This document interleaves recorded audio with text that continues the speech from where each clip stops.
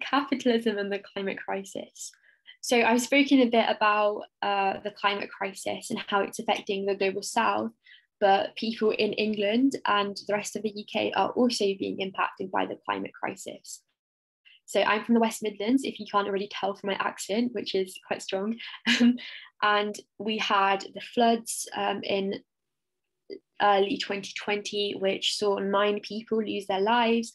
Bearing in mind, the West Midlands is the most landlocked county in the entirety of the UK, where the furthest away from any seas. Our flooding was bad to the extent where 9 people lost their lives. The 2011 census also showed that working class BAME people were 50% more likely to live in an area of poor air quality than people of equivalent income, whilst the Analysing Air Pollution Exposure in Schools report showed that 82% of the London primary schools that are exposed to illegal levels of air pollution are deprived, with 40% of students being on free school meals. And it's also estimated that around 40,000 people in the UK alone die a year from air pollution caused or induced deaths.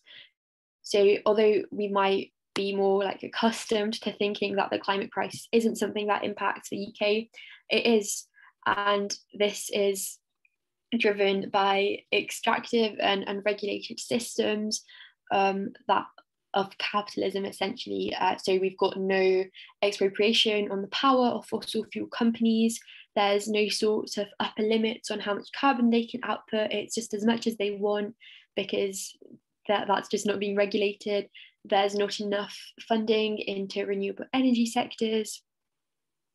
And we're really just being faced with a huge crisis, and the government and corporations aren't listening. So we really need to be pressuring them to act, essentially, and replace this extractive and destructive system of capitalism with something that will be more equitable and pave the way towards climate justice.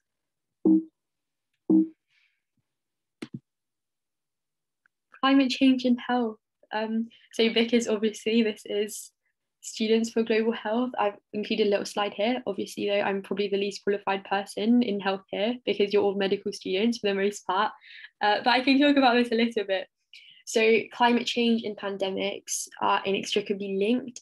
This is because changes, or specifically increases in temperature and deforestation, which is also at a really high peak currently, spark migration changes for animals, which is leading to animals coming into contact with species they don't usually encounter, creating opportunities for pathogens to spread and get into more places, increasing the spread of zootonic diseases.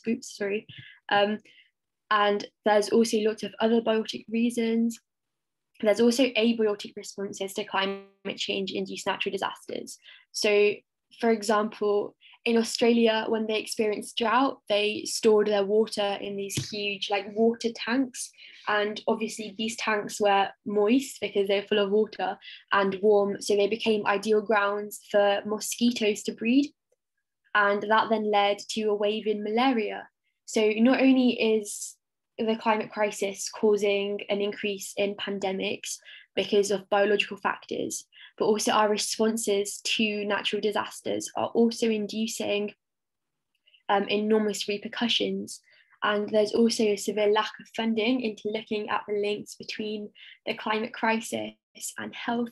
And given that the people who are more likely to be impacted by the climate crisis are those of low socioeconomic backgrounds, whether that's because they live in the inner city because that's where it's cheapest to live, so they're exposed to more air pollution because there's more traffic there, or because they're working in sectors that have higher exposure to harmful things or more carbon. These are the people who are also vulnerable in health as well. So we really need to be looking at these links more tightly and strongly looking at them to see what we can solve, essentially, and be investing there. The solution, the Green New Deal. So the Green New Deal is a 10-year government-led mobilisation to rapidly phase out fossil fuels, whilst also creating millions of green, secure, well-paid jobs in the renewable energy sectors, amongst other green energy sectors. So as the climate crisis disproportionately impacts those from ethnic minority or lower socioeconomic backgrounds, the Green New Deal also aims to target investment into these countries to bridge the inequality divide. So the Green New Deal would see things like protecting and restoring vital threatened habitats. It would involve investing in communities that are more deprived, so as to bridge the inequality divide. We're the sixth largest economy in the world, but we have 4.4 million children living in poverty. So it's clear that we've got an enormous inequality divide that must be bridged, because the climate crisis discriminates, it impacts people disproportionately, and we need to ensure that we take away that prejudice through creating the socioeconomic conditions that people can benefit from and that are equitable. The Green New Deal would also involve creating millions of jobs. It would do this by retraining those who are already working in fossil fuel sectors and also creating new jobs. So starting new apprenticeship schemes, for example, for green energies and that sort of stuff. It would also mean ensuring these jobs are well paid, secure, unionized, and well protected, because we know that for a truly climate just future, we need to be having appropriate measures in place to combat inequality. The Green New Deal would also see education reform, which is something that I'm particularly passionate about. So currently, the climate crisis is barely covered in the education system. It's limited to geography, which is an optional subject for GCSE. It's briefly covered in physics and chemistry, also at GCSE, but just not to the scale necessary. And in all of these subjects, we're also told to discuss the positives of the climate crisis. So I'm not sure if many of you did geography, but I can remember having to write essays on how the climate crisis is going to boost tourism to the UK. That's not the sort of message we want to be sending. The climate crisis is obviously this enormous humanitarian crisis, and it should be treated as such. And because it's going to be impacting so many of our lives, especially because of how much carbon we've already emitted, we need to ensure that the future generations are equipped with all of the knowledge idiosyncratic to understanding how to mitigate the impacts of the climate crisis and being fully aware of them, so that we can build a resilient society that can deal with all of these now inevitable impacts. We really need to be looking at, I guess, liberating the idea of the climate crisis and climate justice work from just geography or conservation to everybody, because the climate crisis is going to impact everybody, whether you're a builder or a banker, a farmer or a pharmacist. It's going to have impacts on every sector and every person. So we need to really be examining the links between the climate crisis and whatever we do in our own lives on a close level. So putting it into every single subject in the education system is a good start. The Green New Deal also would involve decarbonisation. So this wouldn't necessarily involve things like carbon offsetting and reaching net zero, because we've seen that can be really harmful, but it'd be more focused on changing to renewable energy sectors. It would be creating planting more trees. We've got extreme deforestation occurring at the moment, and trees are obviously natural carbon capture. So that rewilding and restoring green spaces. And I guess it's also important to remember that green jobs aren't just limited to those that require hard hats. Every worker that's putting social justice at its heart, whether that's teachers or nurses or doctors, they're all contributing to a green economy, because this is a struggle that's going to be affecting everybody if it isn't already. Yes. So that's also a really important part. And then in terms of campaigning that's going on, the education reform stuff is part of a group called Teach the Future, which is a student-led campaign. And we're currently working on legislating, which is very snazzy. But there's also lots of grassroots campaigns also working towards education reform as part of the Green New Deal in so many different places. I'm going to go back to the slides so I can talk about it more. It won't let me go back.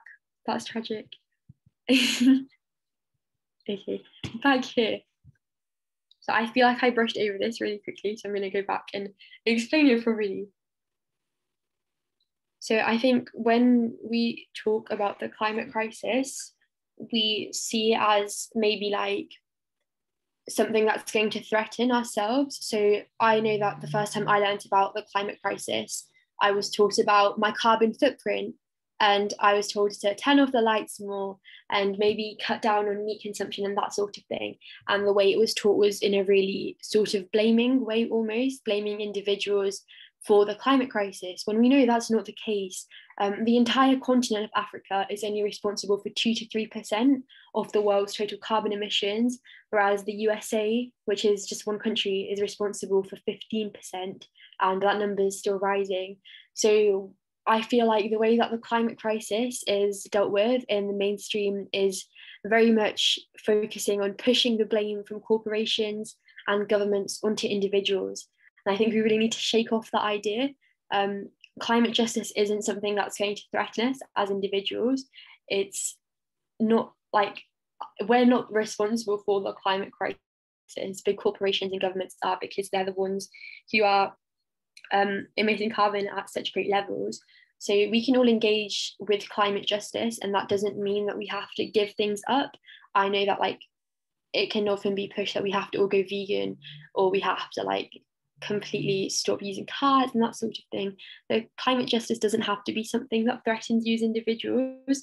The idea is that we have system change from the top. That means that we can continue living our lives right now, but in ways that are more carbon friendly, but because they're accessible. So it's not our fault. We need to reject these notions of corporate driven individualism and resist against this. And I also think that with sort of like climate change in the global south discourse, that it's important to remember that, so with the climate change in the global south, obviously countries do have some sort of technology in terms of climate resilience, but not nearly enough because of the stunted economic capacities. And we've seen this year, because of COVID, our own government decided to cut the international financial aid budget to 0.4%, which is a significant decrease. So even though we should be working towards giving climate resilience technology to countries in the global south so that they can be more climate resilient, we're actually cutting these financial aid budgets whilst we're continuing to exploit those countries, even if that's not in a climate context. We've seen with the vaccine rollout, for example, that's disproportionately towards countries who are richer, even though these countries, you know, they also deserve a right to health and to health justice. So we really need to be pushing on the government to ensure that they're more equitable, and we can do that through a variety of ways, which I can talk about later. But yes, I think that's this part covered.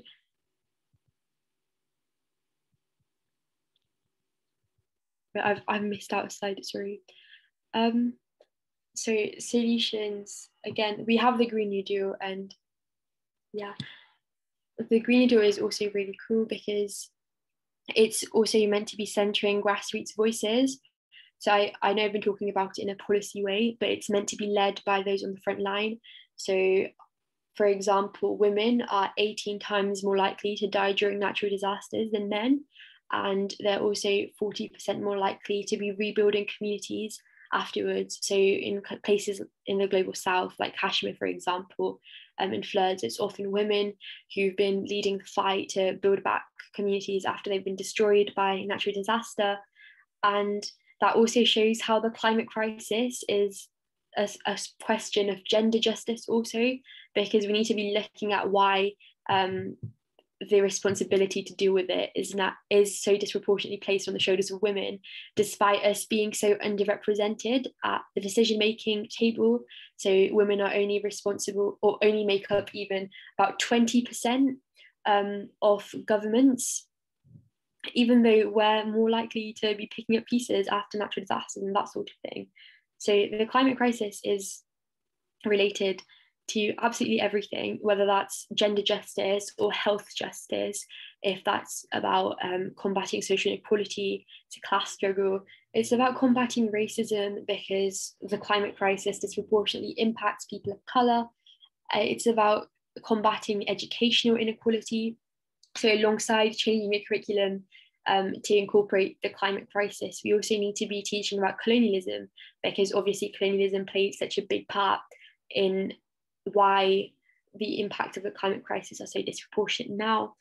We need to be moving away from this almost punitive system that we have in schools with exclusions and that sort of thing, and move away from that like colonial mindset almost, and like capitalist and individualist mindset, and pave the way towards educational justice, and yeah, essentially just achieve justice in every aspect. I think that's me finished with the presentation. Questions? You guys have any questions? Great, thank you so much, Scarlett. That was so interesting to hear the work that you've done and lots of the plans that you've got coming up. I've got quite a few questions that have come through the chat, so if we just pick up from where you left off. So we've got someone asking, how do we dismantle the idea that we have to work independently, and how can we get everybody to collaborate on making change? That's a really good idea. I think it's really hard to like reject these notions of individualism. So by the time we've properly learned about the climate crisis, we've spent years absorbing messaging that it's our fault. So like whether that was, so when I was in primary school, we were taught about having turn off the lights and about how if we don't recycle, then global warming would happen and all of that sort of thing. So by the time I realized the scale of the climate crisis, I had this like subconscious belief that it was my fault because I should have recycled more or like turned off the lights more. And I know that's the same with everybody else because that's how our education system is and how our media is. So I guess we really, like the first step is understanding that, for example, the carbon footprint that was popularized by BP, British Petroleum, which is one of the biggest polluters in the UK. And all of these notions of individual blame are deliberately manufactured to like shift the blame on from corporations and the government onto individuals. So the first step is realizing that and rejecting these like notions of corporate driven individualism, and also realizing that in times of crisis, that's when communities come together. I think we've seen with COVID especially the rise of mutual aid groups, the rise of volunteering, like the volunteer vaccinator programs. In times of crisis, we should and we do like come together. And I think we need to maybe treat the climate crisis as more of a crisis here, even if we can't see the impacts of it every day, because we're mostly affected by air pollution, and that's more of a silent killer. It's not as blatant as if it's a flood in Kashmir or like a drought in Dhaka or that sort of thing. And we need to also look at like where we think power is concentrated. So it's really easy to feel hopeless because we've got a government that's not legislating climate policy, but power doesn't solely lie in parliament. It lies in people and in communities, and I think that the power of collective action can achieve a lot. Great, definitely something we agree with. That's really interesting to hear. I guess similar to the idea of dismantling like the idea that it's our responsibility, how would you suggest we spread that idea that it's not really a them and us? So like you're talking about the so-called global south, how would you, or what's been your experience in trying to tackle that idea that we're not affected in the UK?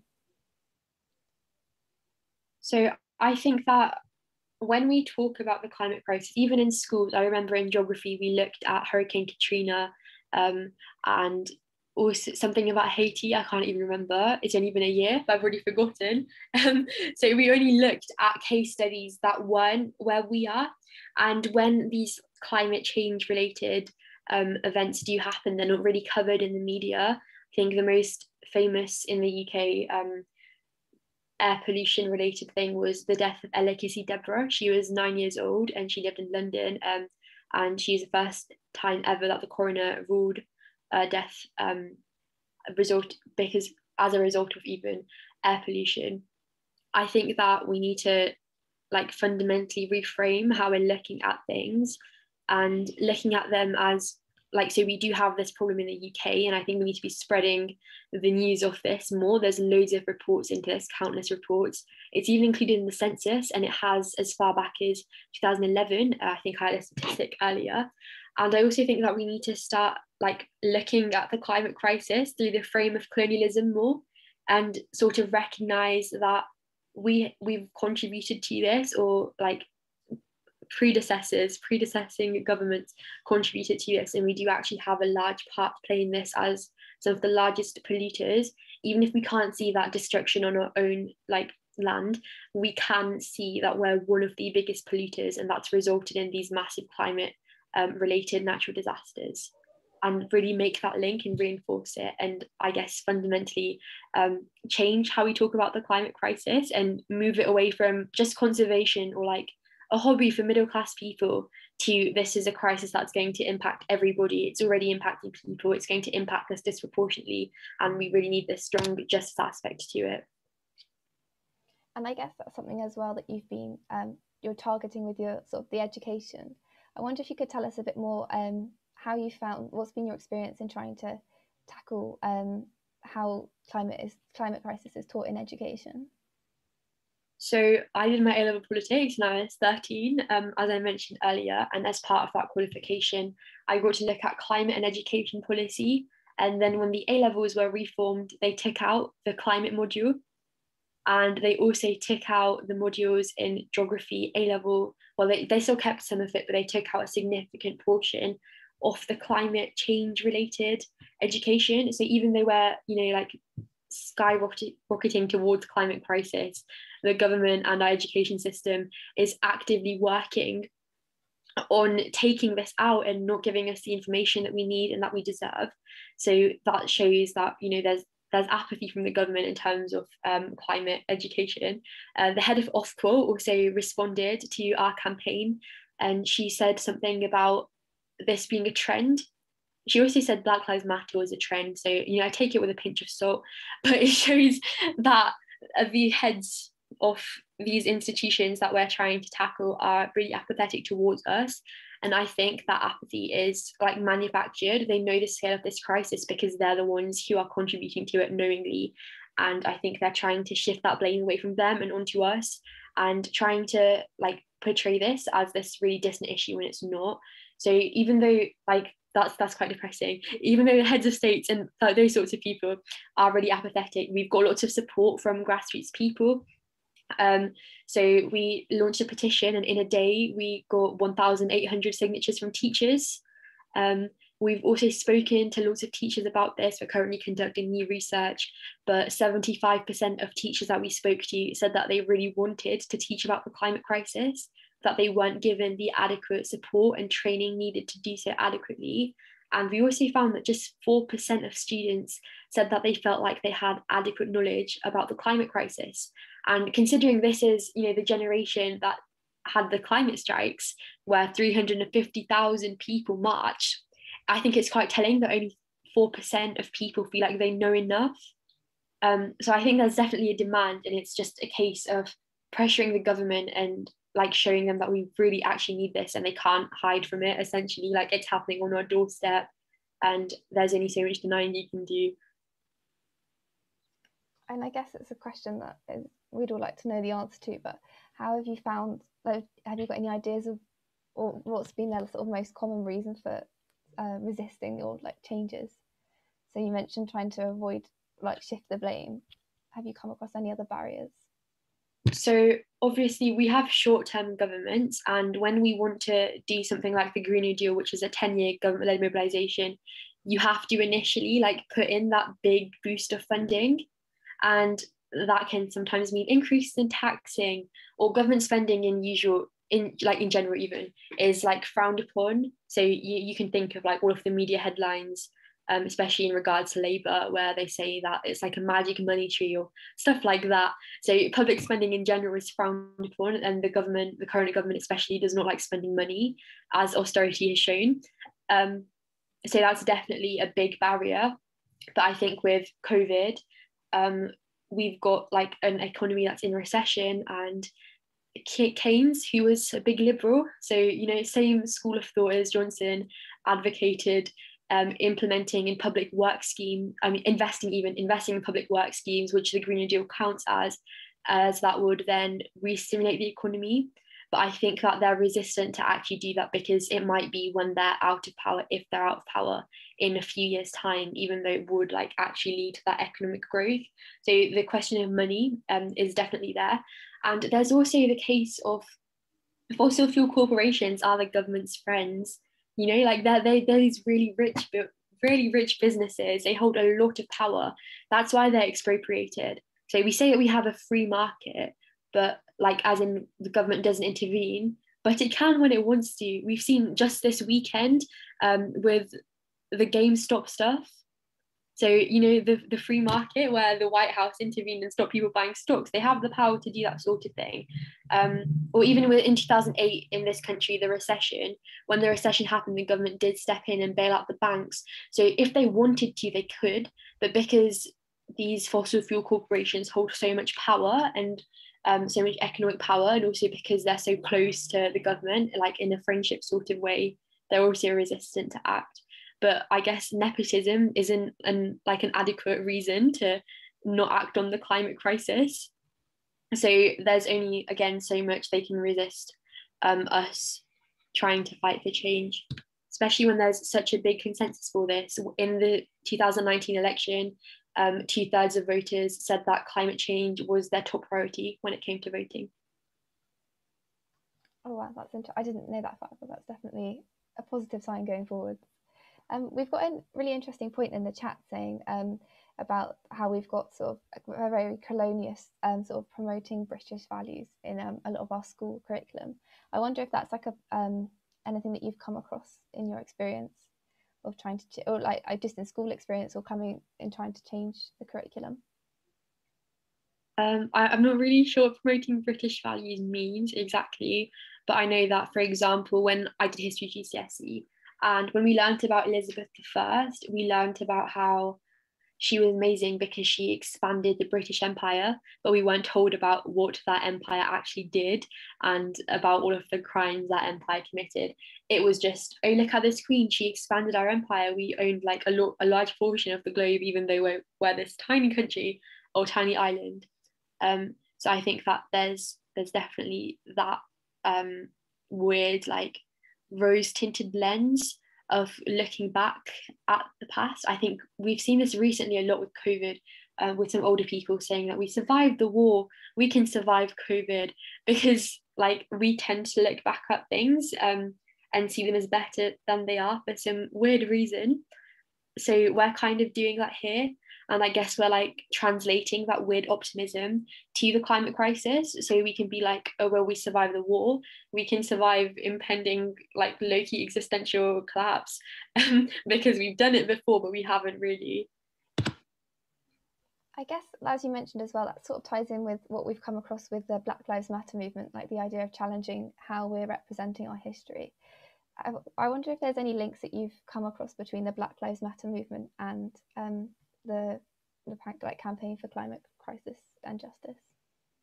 Definitely, I think obviously the climate crisis disproportionately impacts people of colour, and let's say, for example, in England, people of colour are more likely to be from lower socioeconomic backgrounds, and that means that they're going to be living in places where they're more prone to like being impacted by air pollution in the inner city, for example, or they're more likely to have to work low-paid, unsafe jobs where they're also at risk. And people of colour are also more prone to medical racism, which isn't my area of expertise, but I know a bit about it. So even if they've like been suffering from these impacts of the climate crisis, for example, if they're having breathing difficulties because of air pollution, they're more likely to be dismissed because of medical racism and because of the colour of their skin. So I think looking at the climate crisis as a struggle for racial justice alongside climate justice, because they're interlinked, you can't have one without the other, is really, really important. And looking at how we can tackle the systems that are perpetuating this prejudice against people of colour. And those systems are also the ones that are ensuring that the climate crisis disproportionately impacts them. And like we can achieve racial justice and climate justice in the same way by just attacking these systems of oppression. Thank you. We just got a point saying that your answers are great, so thanks for everything you've given us. I wonder, sort of carrying on with like the idea of justice. So you mentioned a bit about gender and climate crisis. Have you come across any sort of like sort of key moments or something challenging gender in the climate crisis? I think in the UK it's a bit harder when we talk about gender justice, because we don't like have natural disasters on the scale of countries in the so-called global south, so we haven't seen like whole communities emaciated and that sort of thing. But we do know statistically that when these big like life-changing natural disasters happen, that it is women on the front line. We don't know why, so there's some like theories about women being more caring, like that sort of stuff. We don't know the exact reasons why, but we do know that they're more likely to be on the front line and also to die because of natural disasters. They're 18 times more likely to die, which is a significant number. Especially considering, you know, like if a man and the woman is in the same place, like the exact same circumstances, why is the woman 18 times more likely to die? That does not make sense. So we really need to like address those barriers here. I think the easiest like way it translates here is how the legislative comprises of so little women. So I'm not sure of the exact demographics of the current cabinet, but men like vastly outnumber the women in it. And obviously like diversity for the sake of diversity isn't like good.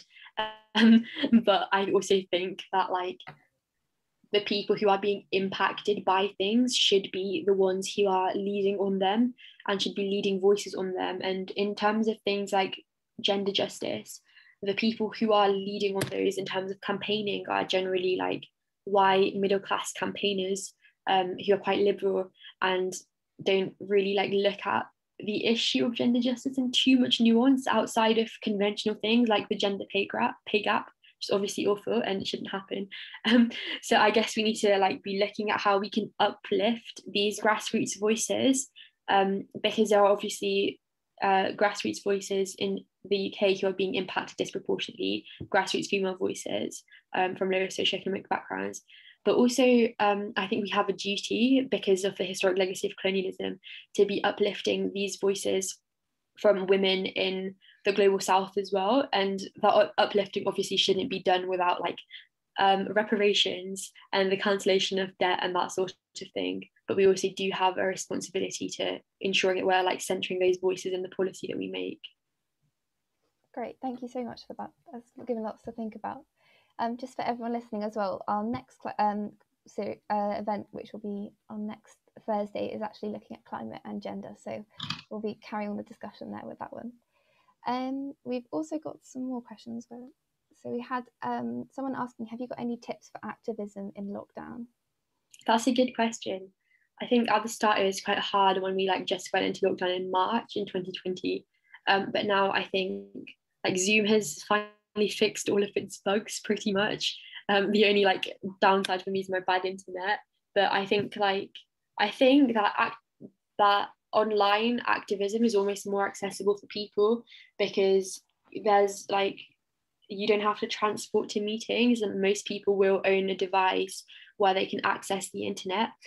So just getting together with people, whether that's people like in your local community and you want to like do something, for example, implement a clean air zone in your city or town. So I'm closest to Birmingham, and we've now got a clean air zone in the city centre as a result of lobbying. And that was a group of, at the time, year nines, annoying the council, harassing them until they implemented a clean air zone. You can do that, and I'm sure most of you are older than 13, so you'll probably be a lot more efficient at that. And I think just like realizing that we've basically got the whole world at our fingers. Like the internet is amazing. There are so many platforms. We've got Zoom, like Google Meet and all of that sort of stuff. And we've also got access to loads of resources online. Lots of how to organise during COVID resources have been put up, especially by mutual aid groups. So Mutual Aid UK has some great guides, and there's lots of ways to keep connected. So the climate like things that I do, they've always been remote. So I started in 2018, and because I organise with people all across the UK, we've never met like all together at once, all like 200 people in the organisation. Some of us have met, but not all of us. So just using the internet basically. Great, thank you. Well done as well for getting the clean air zone. We'll have to do some more harassing. We had another question which I've just lost. So this question is asking sort of about what the reception of from your peers has been in terms of changing to the education. So if I just read out what they've written. So I wonder how you find discussing these issues with your peers and whether they welcome the change to incorporate climate justice education. So we did do a survey. I can't remember the exact statistics. It was something like over 90% of students wanted to have the climate crisis covered in more depth in the education system. And then on a personal level, when I've been speaking to my friends, I think they've all been agreeing. I remember that geography lesson when we had to write an essay on the benefits of the climate crisis. The whole class was like, why? So there's definitely like that climate of not understanding why the climate, like why the curriculum even is so like greenwashed almost, and is so dismissive of these issues. And I also think that we like our education system has become so like mechanical almost. It doesn't feel like we're learning things that will like equip us for the future anymore. It just feels like we're trying to pass exams to get into like good universities and that sort of thing. And I think people really welcome the idea of learning things that will have more of a direct link with our futures, because obviously we'll all be impacted by the climate crisis. Thank you. Yeah, I think our generation have definitely got a huge amount of power in terms of what we want to do. I have sometimes come across though, like maybe my friends or people who don't take it as seriously as I'd hope they would. I wonder if you've ever found sort of frustrations among maybe your peers in particular. In terms of they like don't like climate activism, or yeah, so just any sort of, maybe they're just not got as involved as you have, or yeah, I guess there's not too much climate denial that I've come across, but just people maybe not valuing it as seriously as a crisis as it should be. On Monday, it wasn't a friend, it was like I was on a Zoom and somebody said that the market would correct the climate crisis.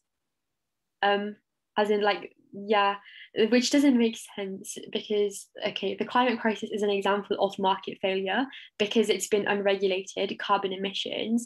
The government hasn't intervened. That's like why the climate crisis has gotten this bad, and it's at a point where the market won't correct itself because the demand for carbon is still high whilst there aren't renewable like alternatives.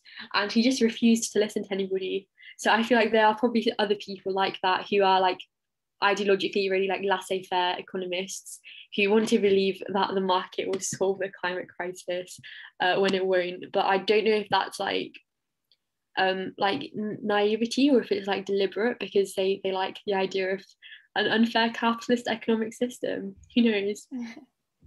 Thank you. I was just thinking, hearing you speak with such passion must be difficult when you come across people who don't want to listen to the facts, I guess. I wanted to also ask you about COP26. So for people listening, if you're not sure, this is a massive UN conference which is happening in Glasgow, I believe, next year, where the UN countries will be meeting to agree their climate targets. So as the UK is hosting, we have a really big responsibility. I wonder, Scarlett, if you could tell us a bit about your hopes for COP26. So COP has traditionally not been great. Like if it was, then this wouldn't be the 26th one, if that makes sense. We'd have stopped a long time ago. But it's as a platform for world leaders to meet and discuss their climate policy. So the most like notable thing that's come out of COP has been the Paris Agreement, which was in 2015, and that was agreed where all of the countries who signed even said that they decarbonize by 2050. But in reports from last year, it was found that not a single country who'd signed the Paris Agreement is on track towards meeting those decarbonisation goals. The UK is forecasted to decarbonise to net zero, so not even near zero, by after 2099. And that's at a stretch. Like that's the most ambitious thing they could find. That's 49 years after the Paris Agreement date. And considering the IPCC report said that we need to decarbonise by 2030 to zero, not net zero, zero, that's quite bad, not good. So I guess like hopes would obviously be that we adopt a Green New Deal and that we rapidly decarbonise and that we implement all of these measures but I don't know if that's going to happen.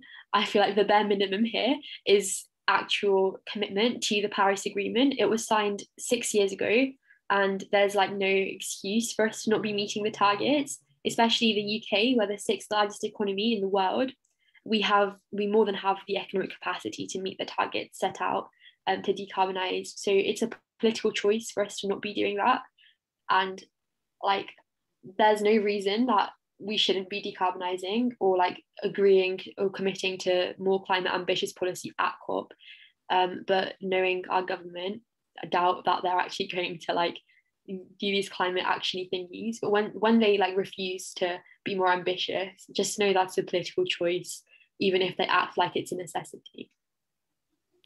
I guess further to that, have you seen the narrative change with COVID? So I know a lot of like the green strategies have been sort of put behind COVID as we sort of prioritise.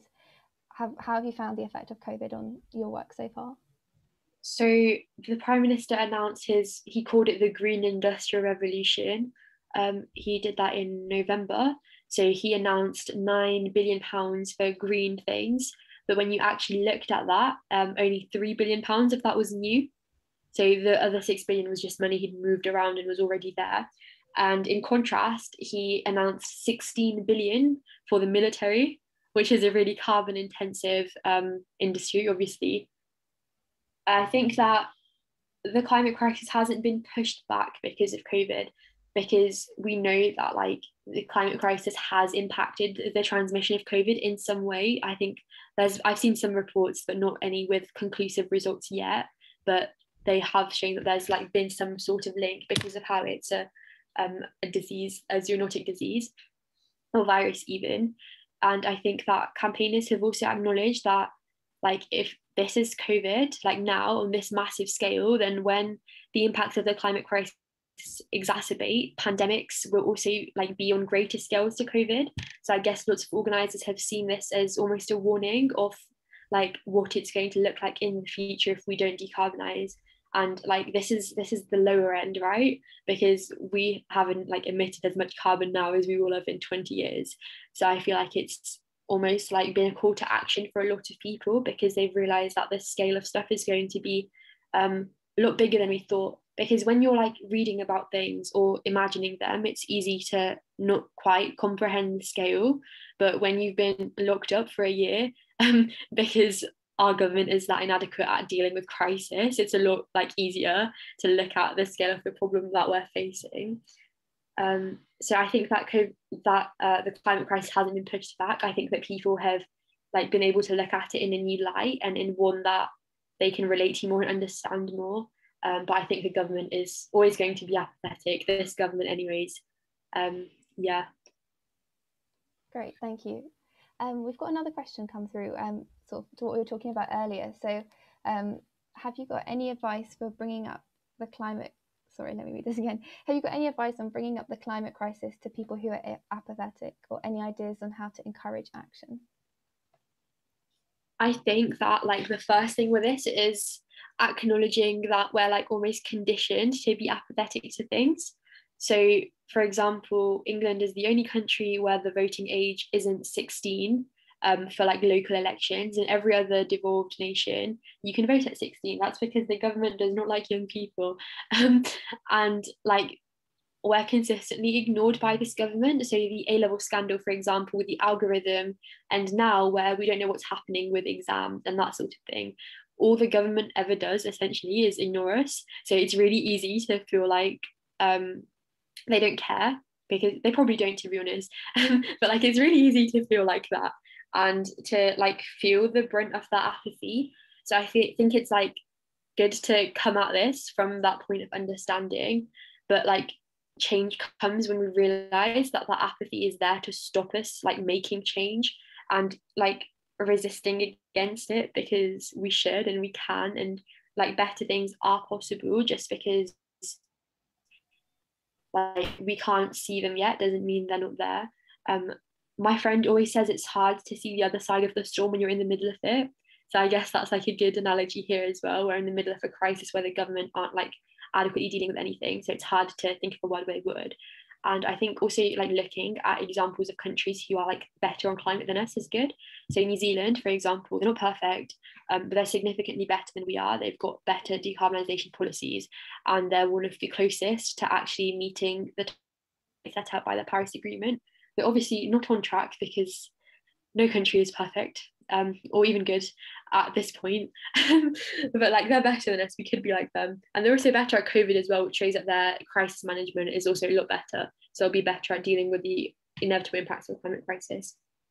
I'm rambling now, sorry. I guess like my too long didn't read part is to acknowledge that like the apathy is understandable and like relate on that level, and then also just speak about how the apathy is manufactured.